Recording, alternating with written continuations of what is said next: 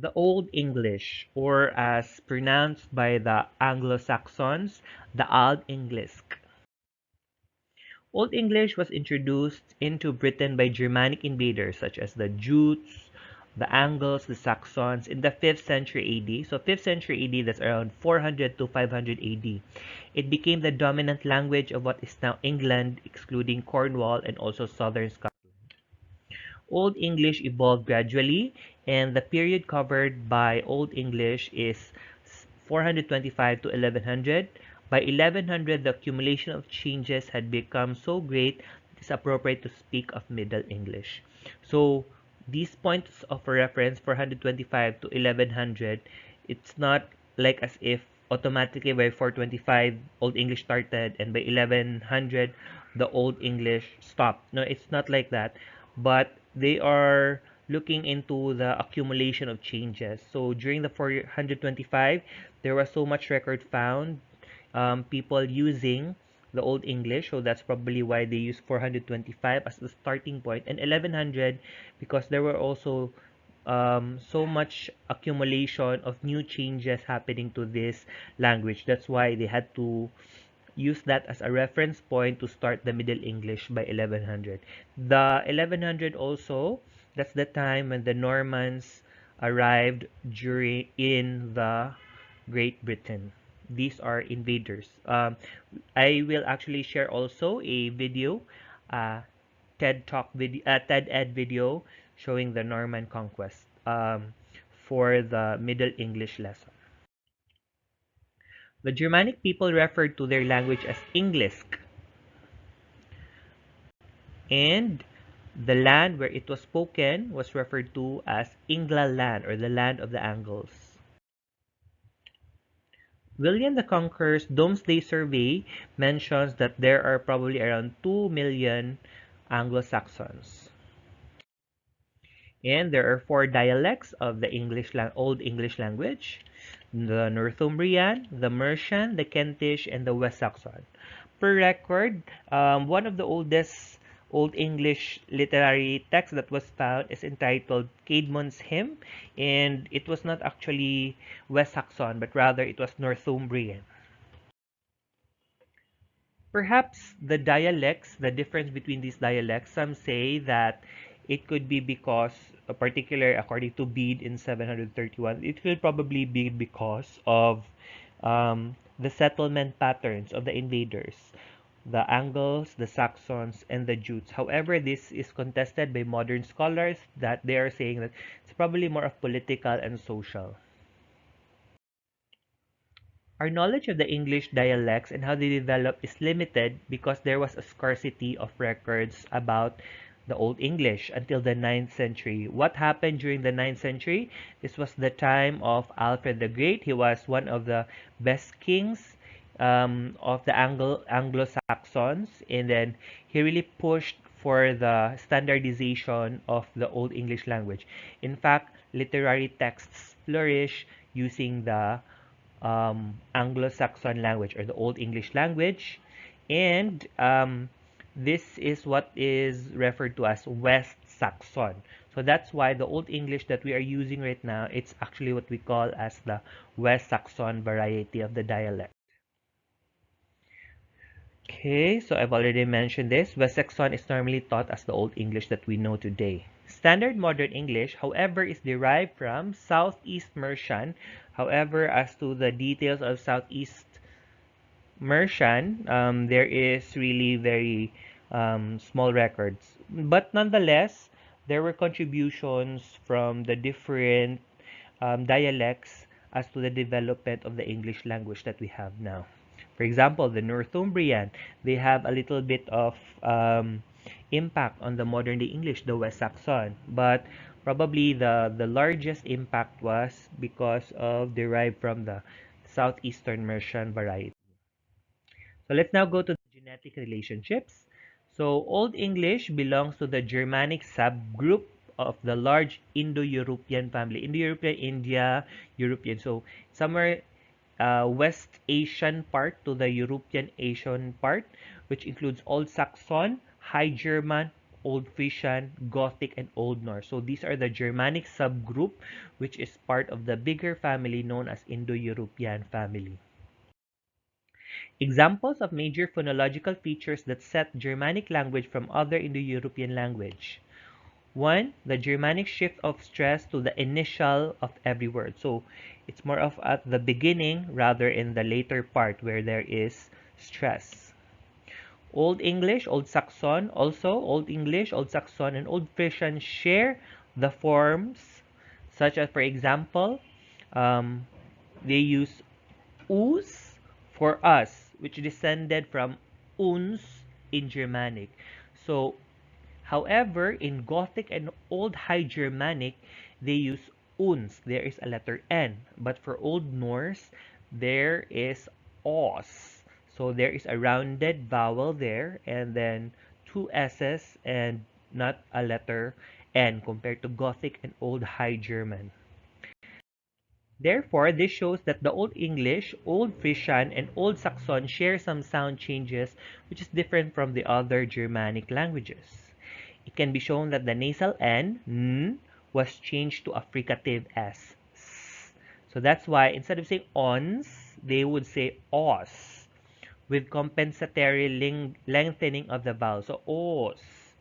So there is the lengthening of the vowel plus remove of the N, separate, replace it with a letter S. Because of this, modern scholars have referred to these languages as Invaionic or North Sea Germanic. Old English and Old Frisian were the only Germanic languages that fronted the Indo-European back vowel A to A. A as in mama. So that's an example of a as in a back vowel. So they transformed it into a fronted vowel. A.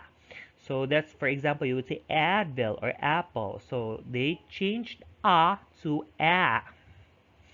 It's like an starts with an E and ends with an A. A.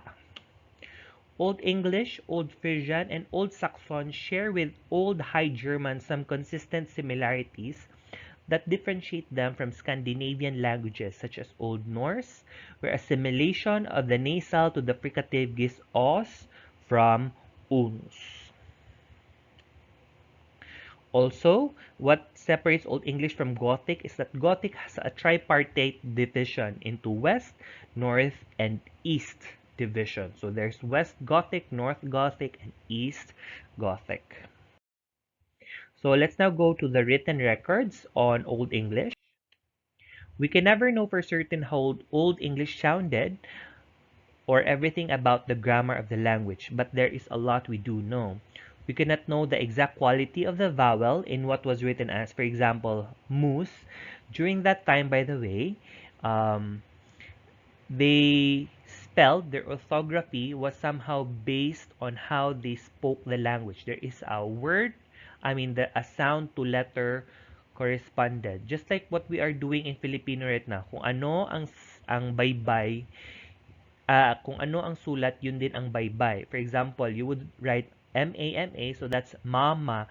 So that's also how they wrote during the Old English time. It's not really like the modern day right now that there are so many rules that is not really like sometimes it's bended, sometimes it's not followed. Like for example, a vowel could sound differently, or if you spell it, sometimes there are letters that not does not need to be pronounced. So there are many rules right now in the present day language, but during the Old English, somehow how they spoke was how they wrote. So for example, moose, that's how they spelled mouse during that time. But we can tell that it was a long, high back vowel.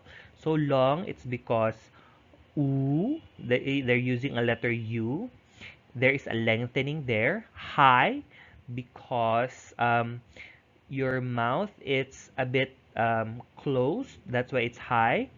The It's low if you open your mouth, and it's high if your mouth starts to get closer. So it's long, so it's lengthened, and then it's high, so your mouth is a bit closed, so oo, and it's a back vowel because your tongue is at the back.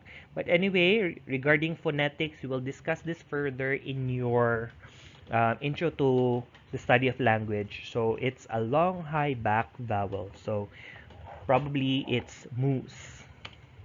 Comparison to the sister Germanic languages saw the vowel to become a diphthong. Eventually, if you compare it to the Germanic language, it developed later on. This u, it became a diphthong. So a diphthong is like a combination of two vowels. So instead of saying moose, eventually it became mouse. So a and u combined it ow, so it became mouse. The Old English scribes adapted the Latin alphabet to represent their language. So the alphabet we're using right now is actually what we call as the Latin alphabet, and it has sound and letter correspondence. For example, A is A, B is B, and C is K. For example, it's like that. So this is already the start of the use of the Latin alphabet. Until today, we're still using the Latin alphabet. So Old English written records do not start appearing until 700 C or the 700th century in quantities useful for studying the language of the time. So 700 C, so this is probably the time that we already have, like let's say Beowulf, which is known as the oldest epic in the English language, using Anglo-Saxon. So prior to this, there are some inscriptions in the runes that Germanic tribes used before their conversion to Christianity when the Latin alphabet was adopted.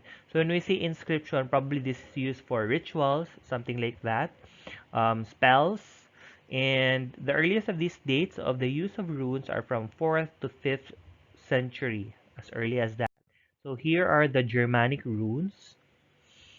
So you could actually see this in, like, let's say Wiccan spells, yeah, magic somewhere there in Europe. If you watch movies related to witchcraft and spells and all, so these are Germanic runes. However, runes were mostly used for inscriptions, not literary activities. The runic inscriptions found in Britain are also very few in numbers. The earliest writing in the Latin-based alphabet adapted slightly to deal with the sounds of Old English are mainly glosses of Latin. So basically, the Old English Latin-based alphabet were used just to transcribe or gloss. When you say gloss, make a transcription of the Latin. So it was placed side by side to Latin. They were just translations of Latin texts. That was when Latin-based alphabet was used. And these are invaluable sources of information about the phonology and morphology of the earliest period of Old English, but they cannot teach us much about Old English syntax.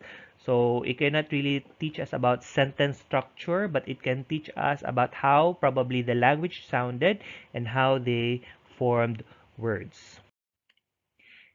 It is only in the time of Alfred the Great, I've already mentioned him earlier, that materials became abundant because he really wanted to use and standardize the West Saxon dialect of the Old English.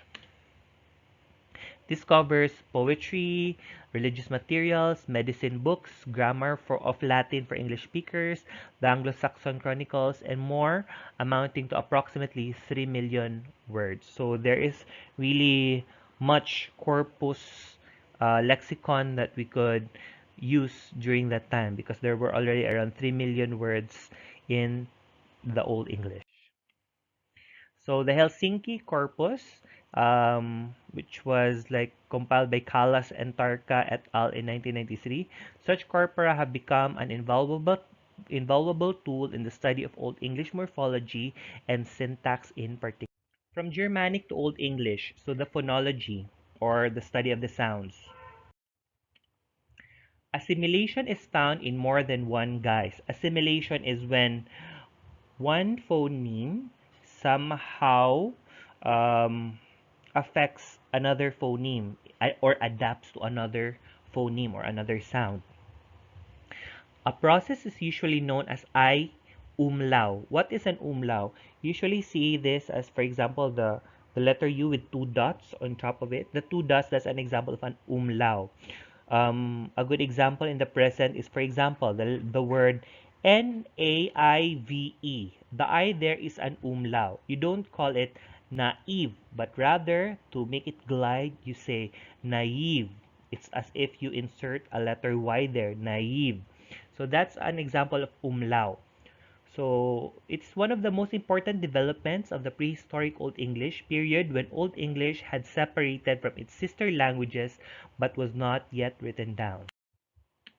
So here is an example of an assimilation. So a high front vowel or palatal glide in one syllable caused a back vowel in the preceding syllable to become a front vowel, to oversimplify greatly. For example, instead of saying loka, uh, a is a front vowel for the second syllable, and lo is a back vowel in the um, previous syllable. So instead of saying loka, they would say laka for locker. For example, they would say bone, ban laka, bone locker. That's how they would refer to the body. It's a bone locker.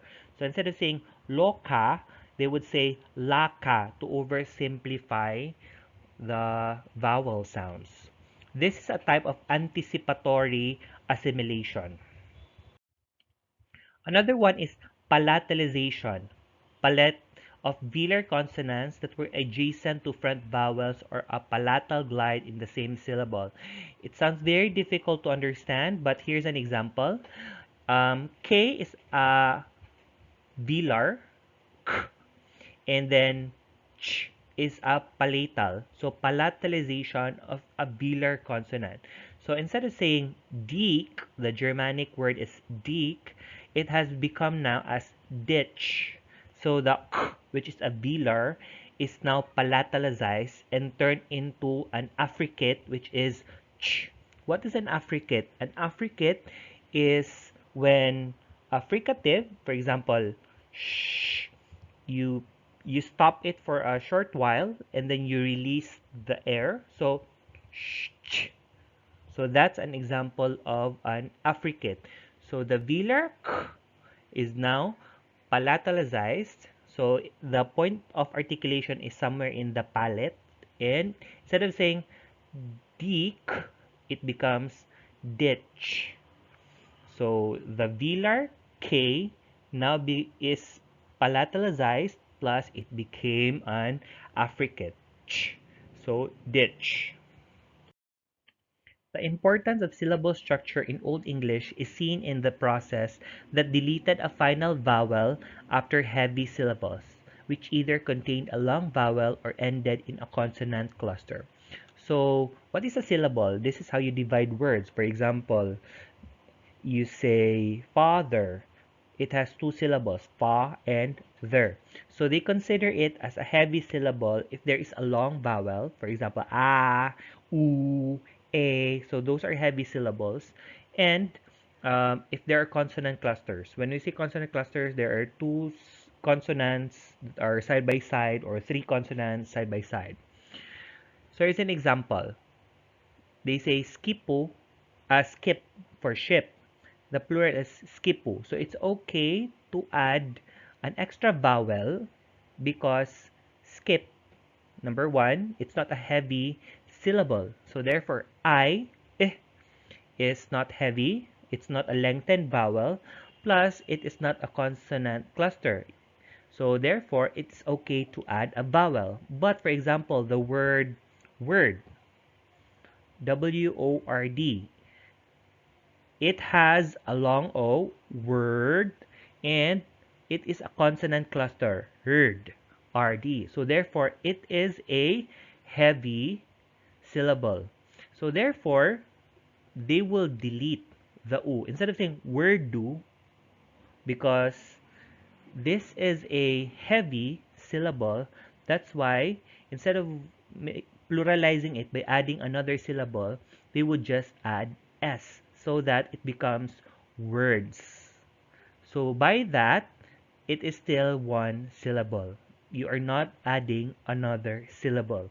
So that's why they do not put you in wordu because it is a heavy syllable. So there is a deletion of a vowel ending. But for skip to skipu, it is okay because skip is not a heavy syllable. The I is short, plus it is not a consonant cluster. I hope you get that. In modern English, F and B are written as F and B are very distinct sounds. We say flower, but we say vase. That's why I have flower, vase. But in Old English, they did not have that much of a difference. They perceive them as variants of essentially the same sound or phoneme. That's why, for example, today they would spell Volkswagen, but they do not pronounce that as Volkswagen. Instead, they would pronounce that as Volkswagen. That's German for you.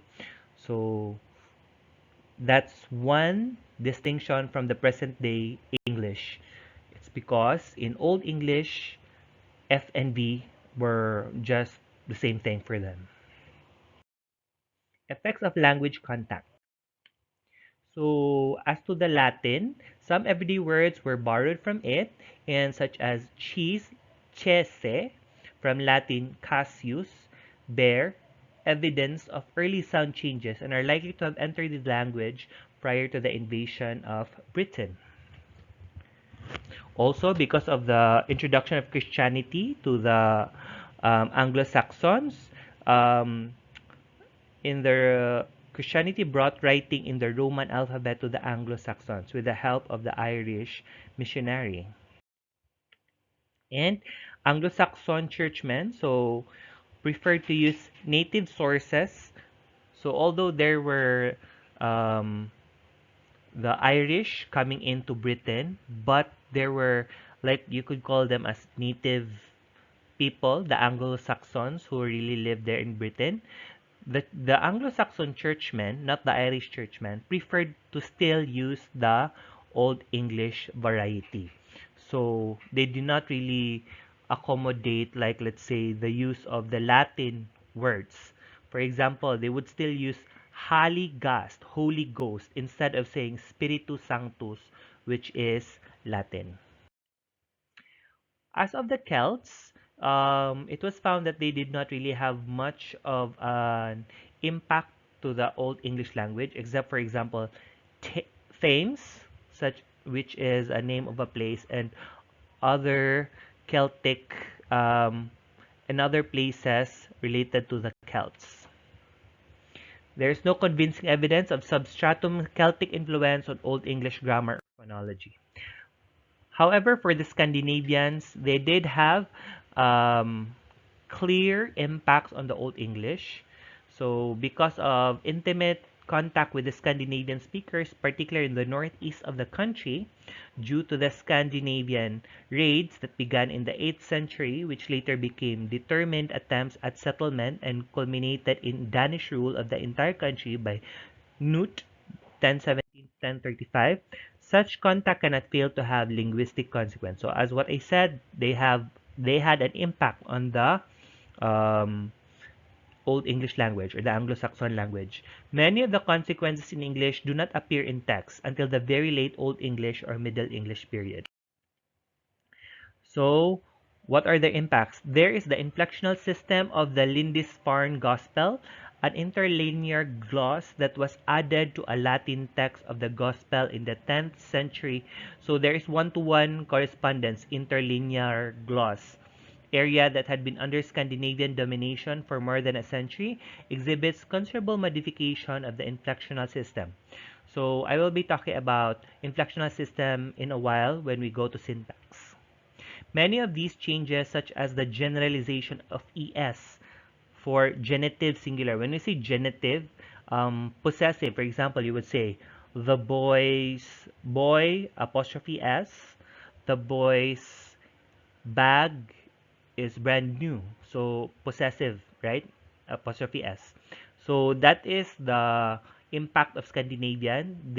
for all the genitive singular, there should be an es for possessiveness. Inflection to declensional classes where it historical does not belong. So before they would not put es, but now they would put es in all of the genitive singular inflections. This suggests that contact with the Scandinavian speakers played an important role in shaping the dialects where contact was the greatest. So let's now go to the influence of the French to the English language.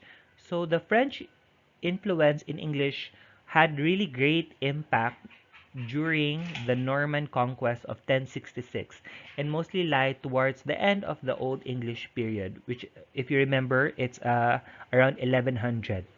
So, but the contact with French did not begin with the conquest. Prior to the arrival of the French, there were already impacts of French to the Anglo-Saxon language or the English language. There was a strong Norman presence at the court of Edward the Confessor, who reigned around 1042 to 1066. Several French loanwords entered the language in the Old English period, including the word proud, which was first attested around in the century circa 1000. So, um, if you remember, the Norman conquest was around in the 1100s. So prior to the 1100s, the arrival of the Normans, there were already French loanwords prior to that. So just like the word prude, or in modern English, proud, which was attested in around circa 1000. So let's now go to the grammatical characteristics of the Old English. Modern English still exhibits much of the lexicon and many of the Germanic structural characteristics of Old English. Lexicon, inventory of words, and as well as the structural characteristics of Old English. However, Old English is very different from modern English that it is actually, you should learn it. If you want to learn it, you need to study it really like a different language. You don't attack it like, um, you don't re-analyze it or study it as how you would study the English of the present, but it's really like a foreign language. That's how somewhat very different it is from our modern English now. One of the primary distinctions between Old English and the latter English lies in the more elaborated inflectional morphology of the Old English. So, yes, the Old English has a very complicated inflectional morphology. Morphology is how you create words. So, and inflection is like, for example, how do you, what do you attach to verbs so that it would have a different meaning? So just to give you a clearer idea of what I'm talking about, nouns and their modifiers were inflected according to two numbers. So nouns could be singular or plural. Nouns could be feminine, masculine, or neuter. And there were four cases: nominative, accusative. Nominative, it's in the subject position. Accusative, it's in the predicative or object position.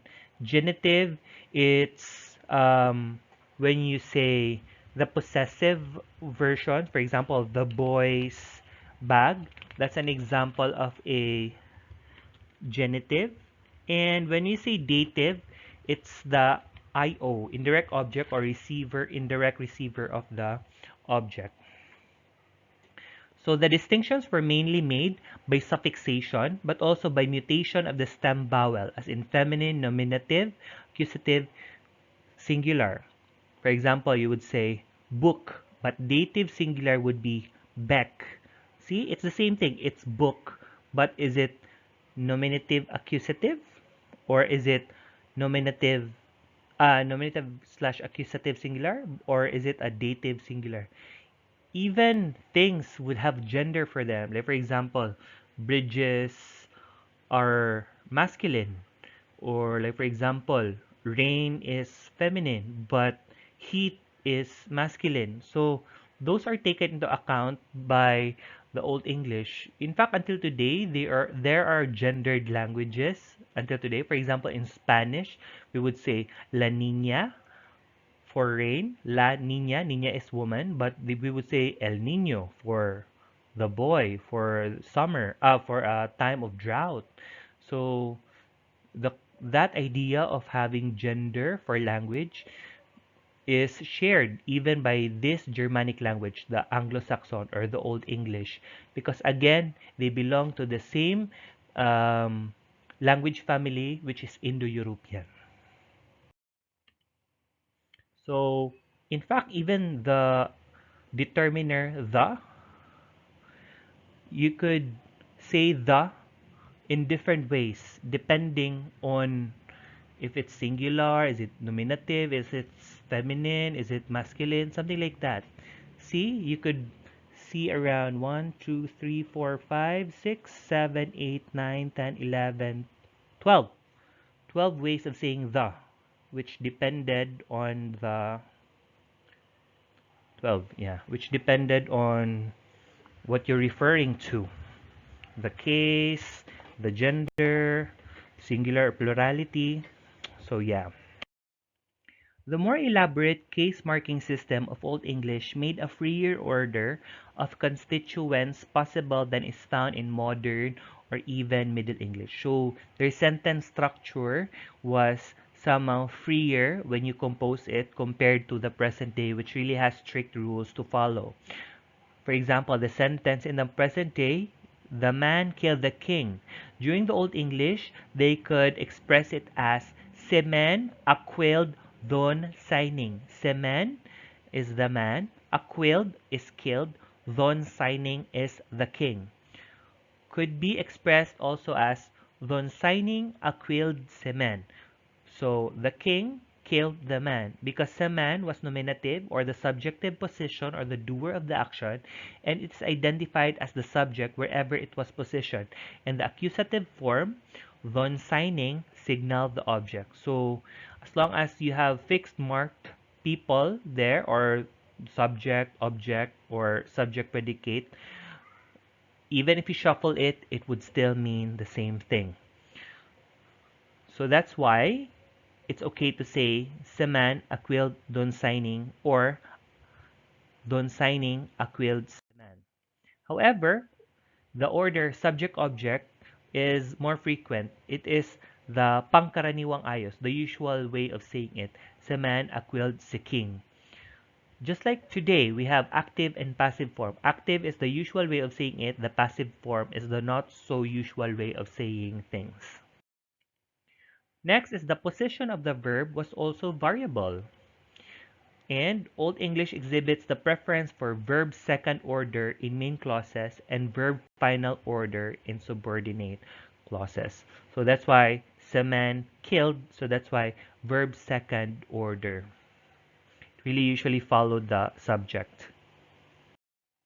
And that's the end of our discussion. This is my reference. It's from Brown and Ogilvy from the Concise Encyclopedia of the English Language of the Languages of the World by Elsevier Limited in Oxford, UK. And that's the end. Thank you for listening.